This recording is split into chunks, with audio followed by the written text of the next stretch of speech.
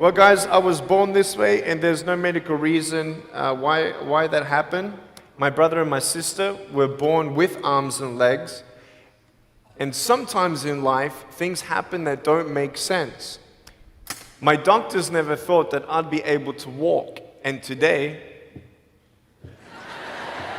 I'm walking. I'm from Australia. Anybody one day want to go to Australia? It's such a cool place. And I now live in LA. I'm a Southern California boy. So I only live about 4 hours from here. And today I'm going to tell you, man, I love freaking people out. One day I'm in a car. I'm in the front seat. I'm not driving, of course. Can you imagine if I'm driving a car? They reckon they can put a joystick, that thing that controls my wheelchair, we can put that in a car. Like, how fully sick is that? Like, imagine if I get pulled over by the cops. Can I have your driver's license, please? Yeah, but it's over there. You're going to have to get it. Imagine if I'm in big trouble. Put your hands up. Get out of your car.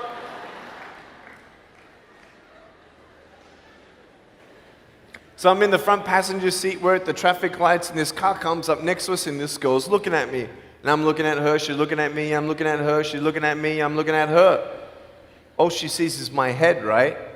She has no idea that I have no arms, no legs. So I'm thinking, cool. I'm gonna freak you out.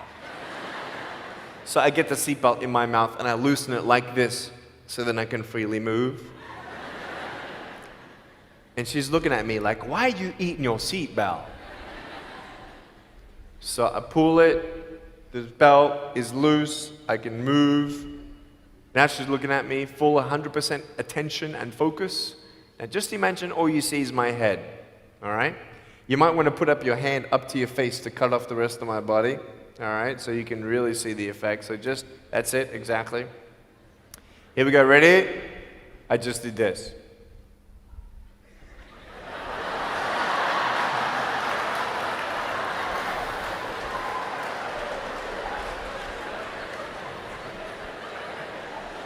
And her face, man, she was like,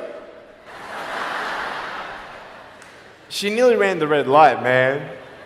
It was so good. My parents always said, Nick, you don't know what you can achieve until you try it. And the doctors looked at me and said, he's not going to walk, he's not going to go to school, he's not going to do anything in his life. And then my parents, they just loved me like crazy and said, you got to try. Try this, try that, try this, try that. And I'm thinking sometimes like, Mom and Dad, you're crazy, man. I have no arms, no legs. How would I ever be able to do this or do that? But they encouraged me and they loved me. And as human beings, we're waiting for stuff like that. We all want love. Everybody say, love. Very good. We all want love. And, I went to school and I wanted to be cool, You go to school and you want to be accepted, And so you see these guys and you're like, oh, man, everyone swears like every third sentence, F this and F that and F and this and F. Like what? Like they think they're cool, And so I'm thinking, man, maybe I need to be like them to be cool. And then you compare each other with how we look, and I wish I was smarter, I wish I was taller, I wish I was shorter, I wish I was more popular, I wish I did this, I wish I didn't have that. I wish my life was different. That was me when I was about 8 years old. I looked at myself and I looked at everybody else, and everyone else had more than me. And I'm asking, why? Why me? Have you ever asked the why me questions, but get nowhere? If I had no answers from the doctors, and if I had no answers from my parents, I still have a choice every day in my life to keep going or give up.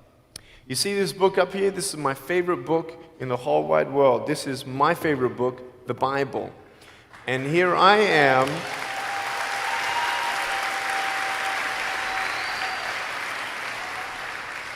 And here I am, and for me, that's my full potential in all that I can be here on earth. And so encouragement takes me closer to all that I can be, and discouragement takes me away. You see, it only takes 3 seconds for someone to tease me when I was at school and just say, you're ugly. You can't do this and you can't do that. And some of you thinking like, man, seriously? You had kids picking on you? Like, how heartless are those kids? Picking on me with no limbs, like, you would probably say, well, I'm not that bad. I wouldn't pick on a kid with no limbs. But why would you pick on anyone? Well, because it's fun. It's just culture. Okay, we'll get to that.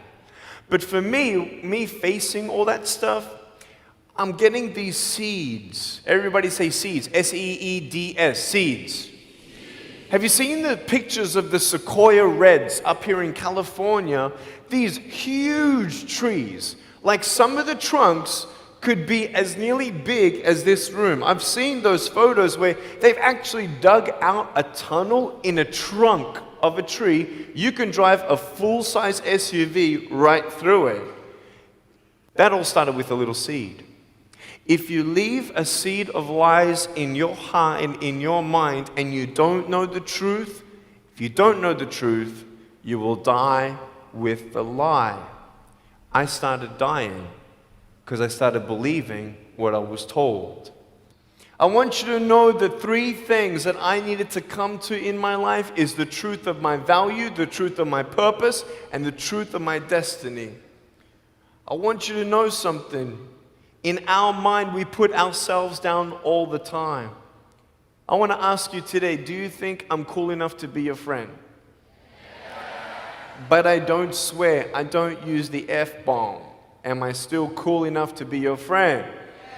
But I don't tease people. Am I still cool enough to be your friend? But I have no arms, no legs. Seriously.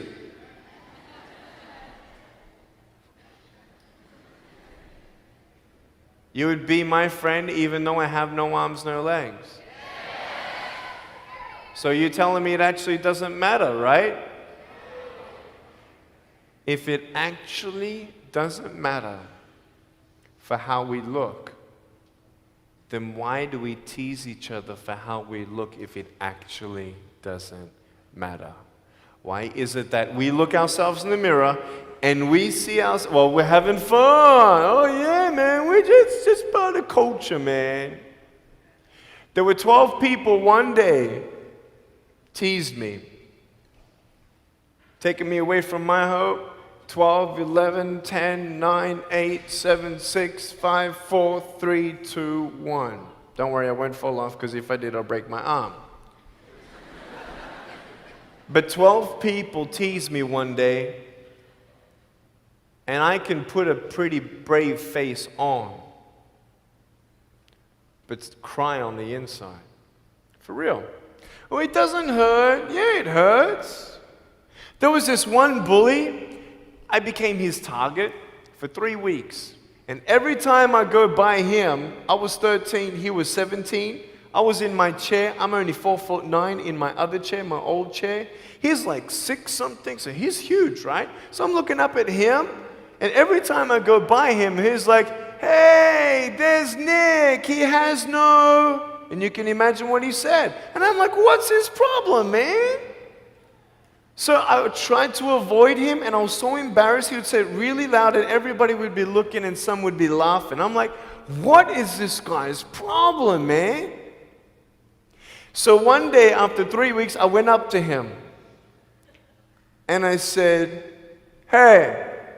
He's like, hey. I said, can you please stop it? He said, stop what? I said, stop teasing me. He said, what are you talking about? I said, every time I walk by, you say that stuff. He's like, what stuff? He didn't know how to take me on. So I'm looking at him and said, no, man. Every time I walk by, you say exactly this, and I want you to stop. I forgive you, but stop it. He's like, oh, is that hurting you? Now, I could have said, nah. Or I could have said, yeah. It takes a level of humility to actually say, actually, I don't like that. It's killing me. And I said, yeah, it's hurting me. He said, all right, I'm sorry, man. I was just, playing around. He said, give me a hug. He said, what? I said, give me a hug. He was like, all right. So I gave him a hug. I'm a hugging machine. We made the Guinness Book of World Records. 1,749 hugs in 1 year. We did it last year. My arms fell off, all right? The scary thing about hugging so many people is that anyone can just pick me up and take me home, all right? Like, what am I gonna do? Like, hit him or something? Like, pretty mean headbutt, right? I want you to know that you might be playing around. I could pretty much say that 98% of you have teased someone in your life. I tried to commit suicide because of people who thought they were having fun, not knowing the hell that I was going through. The people you're teasing, what if the person you're teasing is the person who's thinking of committing suicide? What if the person you're teasing is the one who's tried to commit suicide, who hates their life because of you? You don't know if the person you are teasing is the son or daughter of a drunk at home getting abused. And all they need is someone like you to keep on pushing them this way. We need hope. So find something else to do. Find positive things in your own life. I don't care about how you look. I will never, ever, ever tease you. I will never tease you. I could tease you. I could be tough. People thinking that bullying is tough. It ain't tough. My wheelchair, this is tough. This thing, man. I'll tell you something. You ready? This wheelchair. This thing's so tough. When my friend built this for me, he said, you're gonna love it. I said, what, does it go fast? He said, no, but it's tough. And I said, well, what do you mean? He said, you'll find out. The torque in these motors at the bottom, at the back, this thing, if someone's holding it, I'm telling you, it can go 90 degrees. I went 80 degrees up. All right? Someone's holding me to make sure I don't tip back. My wife, she loves shopping with me because she just jumps on the back and we go shopping. Like, she just shops and shops because she doesn't drop, right? We just go and do it. It's fun. Now, what I tried one day to do, you'll never believe me, maybe you will, just know that every word that comes out of my mouth is not an exaggeration. One day, I needed to move a car. So I got my wife to put my car, my 66 Chevelle, in neutral. It's a 2.5-ton car, and I backed it back with this thing. Just like this, like nothing. This thing is tough. Guess what? The definition of tough means it's strong. To show your strength, you need to do something that's difficult. I would sound so stupid if I said, hey guys, I got a Matchbox car one day and I got some fishing line and I towed that Matchbox car all around all day. How tough is my BMW? That's stupid. That's the same thing with bullying. You think you're tough? You're trying to show your strength? That's not your strength. Let me come back in 10 years and let me get your anyone have a 3-year-old nephew? Anybody have a 3-year-old nephew? Cool, put your hands down. I will get any one of your 3-year-old nephews, bring them tomorrow night at where I'm speaking, and we're going to put him up on stage, and let me show you how tough I am. We'll get your 3-year-old nephew, and we'll put him up here on the table, and let me tease him. Let me show you how tough I am. That's what you are. I could pick on you, you biggest bullies. I could pick on anything you like. Any singer, Any music that you like, I could tease you. I could tease your family. I could tease your friends. I could tease about the movies that you think are really cool. I could tease anything about you. I could tease you about your nose, your eyes, your teeth, your chin, your hair, your ears, your elbows, your knees, your whatever, man. I can tease you about anything. It ain't hard, just like you can tease me. You want to know what tough is? Go to the people you teased and say sorry. You want to know what tough is? Go up to the people who still tease you and say, hey, stop it. I forgive you, but please stop it. That's tough. I want you to know something, the truth of who you are. I don't care what job you get. I don't care. I don't care how smart you are, everyone. I don't care. I don't care. I love you and I believe in you. I don't care if you end up being a janitor in this school. I'll tell you why. Because the janitor in my high school inspired me to be a speaker. He changed my life. He said, you should be a speaker. You know what I said? You're crazy. He said, no, really, you need to be a speaker. I said, stop it, man. 4 months later, he twisted my arm, and I said, yes. I spoke in front of 10 people, then another 10, then another 10, then I found myself in front of 300 sophomore students. And 3 minutes into my speech, half the girls were crying, and one girl in the middle of the room started weeping, and she put up her hand and she said, I'm so sorry, can I come up there and give you a hug? And in front of everybody, she came up and she hugged me and she cried on my shoulder and she whispered in this ear, thank you, thank you, thank you. No one's ever told me that they love me. No one's ever told me that I'm beautiful the way that I am. It was because my parents told me that I was beautiful that I'm still here. Some of you don't have those parents, and that's why I'm here. I love you, and you're beautiful just the way you are. Never, ever give up.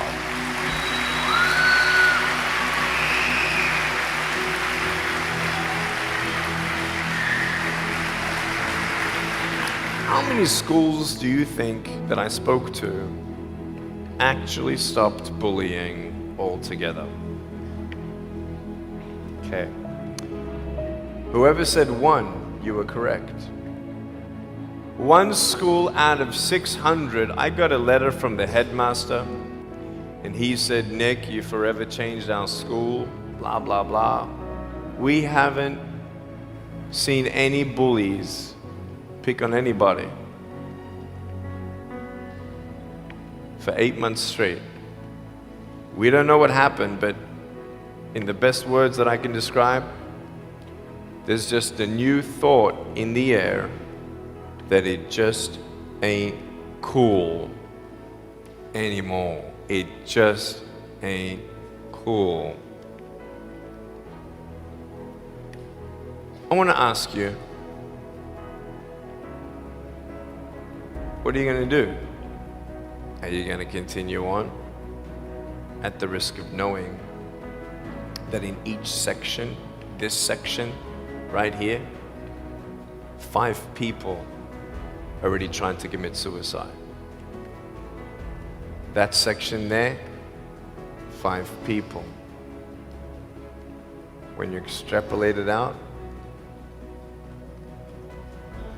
what if the person you're teasing is one of those, and you have no idea? Would you find something else to do? So, the change is up to you. If you want to see more love in your school, be love.